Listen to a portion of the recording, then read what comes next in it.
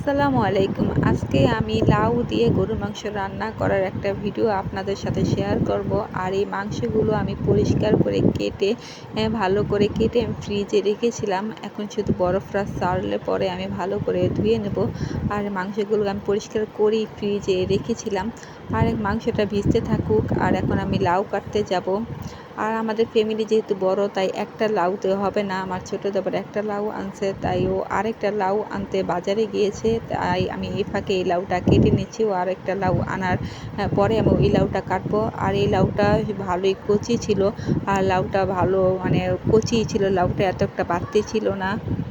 কিন্তু পরে যে লাউটা আনছে ওইটা বাড়তি ছিল। যাই হোক, আমি এই লাউটা কেটে নিচ্ছি। আর লাউ দিয়ে গরুর মাংস অনেকেই খায়, এটা একটা কমন খাবার। সবাই কম বেশি অনেকেই পছন্দ করে লাউ দিয়ে গরুর মাংস খেতে। যাই হোক, এখন আমি লাউটা কেটে নিচ্ছি। আর লাউটা আমি সুন্দর করে ছিলে তারপরে পিস পিস করে কেটে নেব। আর এই চিল্কাগুলো মানে ছোকলাগুলো আমার শাশুড়ি আবার রাখতে বলছে, এই ছোকলা ভাজি করে খাবে। আর এই ছোকলা ভাজি খেতেও কিন্তু খুবই ভালো লাগে। যাই হোক, এখন আমি লাউটা ভালো করে কেটে নিচ্ছি। আর লাউটা কেটে নিয়ে তারপরে চোকলাগুলো আমি আলাদাভাবে রাখবো। আর পালং শাক দিয়ে কিন্তু পুঁই শাক দিয়ে কিন্তু এই গরুর মাংস খাওয়া যায়। অনেকেই হয়তো বা খায় না, কিন্তু আমরা পুঁই শাক দিয়েও পালং শাক দিয়েও কিন্তু গরুর মাংস খাই। যাই হোক, আমার প্রথম লাউটা কাটা হয়ে গেলে আমি দ্বিতীয় লাউটা কেটে নিচ্ছি। আর এই লাউটা বেশি একটা ভালো ছিল না, মানে বাড়তি ছিল লাউটা, অনেক বিচি বড় বড় বিচি বের হয়েছিল। আমি সেগুলো সব আবার বিচি ফেলে তারপর লাউটা নিয়েছি। আর এখন আমার লাউটা প্রায় কাটা শেষ হয়ে গিয়েছে। আর লাউটা আমি ভালো করে টুকরো টুকরো করে সুন্দর করে কেটে নিয়েছি। আর একদিকে কিন্তু আমার যা পেঁয়াজ কাটছিল। আর এই লাউটা কাটা হয়ে গেলে এই লাউগুলো ভালো করে সুন্দর করে ধুয়ে দেবে। আর আমার শাশুড়ি মা এসে রান্না করবে। আর আমাদের ফ্যামিলি যেহেতু বড়, তাই লাউ তরকারি যে কোনো জিনিসই রান্না করি সেটা একটু বেশি করেই রান্না করা লাগে। আর এখন আমার লাউ কাটা হয়ে গিয়েছে। এই যে লাউ কাটা শেষ, এখন লাউটা ভালো করে ধুয়ে দেবে।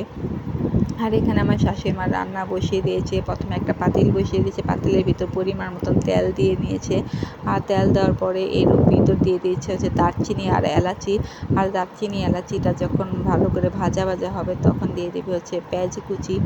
আর পেঁয়াজ কুচি দেওয়ার পরে পেঁয়াজটা ভালো করে লাল করে নেবে।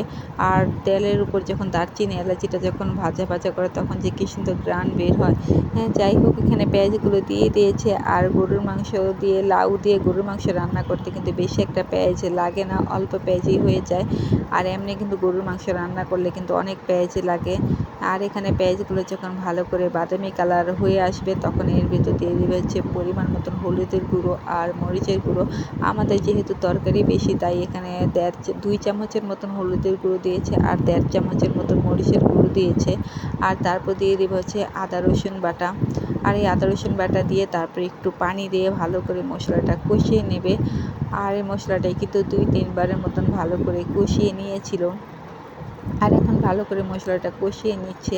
আর মশলাটা যখন ভালো করে কষানো হয়ে যাবে, যখন উপরে তেল ভেসে উঠবে তখন কিন্তু মাংসগুলো দিয়ে দেবে। আর এখানে কিন্তু মশলাটা প্রায় 2-3 বারের মতন ভালো করে কষিয়ে নিয়েছে, যাতে আদা রসুনের একটা গন্ধ যাতে না আসে, তাই জন্য। আর এখানে মশলাটা প্রায় কষানো হয়ে গিয়েছে আর উপরে তেল ভেসে উঠেছে। আর এখন মাংসগুলো সব ছেড়ে দেবে। আর মাংসগুলো ছেড়ে দিয়ে তারপরে এগুলাকে ভালো করে নাড়াচাড়া দিয়ে মশলার সাথে মিক্স করে দিয়ে তারপর এটাকে একটা ঢাকনা দিয়ে ঢেকে দেবে।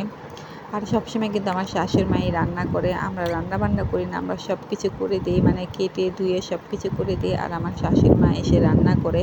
আর এখন এগুলোকে সব মিক্স করে নিচ্ছে। মিক্স করে দিয়ে তারপরে একটুখানি পানি দিয়ে এটাকে ঢাকনা দিয়ে ঢেকে দেবে।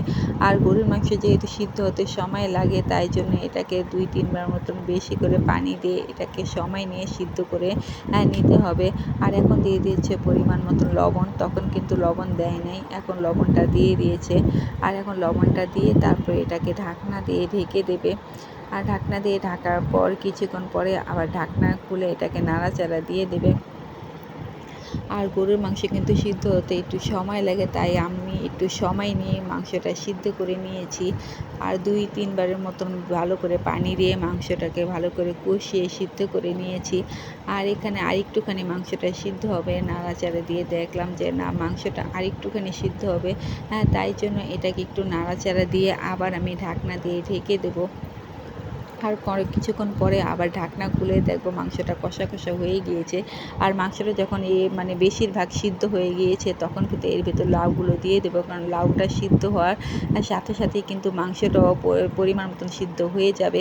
আর এখন লাউগুলো কিন্তু দিয়ে দিয়েছি, আর লাউগুলো দিয়ে মাংসগুলোকে একসাথে মিক্স করে দিচ্ছি, মানে নাড়াচাড়া দিয়ে দিচ্ছি। আর লাউ দেওয়ার পরে কিন্তু এর ভিতরে কোনো পানি দেবো না, কারণ লাউ থেকে কিন্তু অনেক পানি উঠে।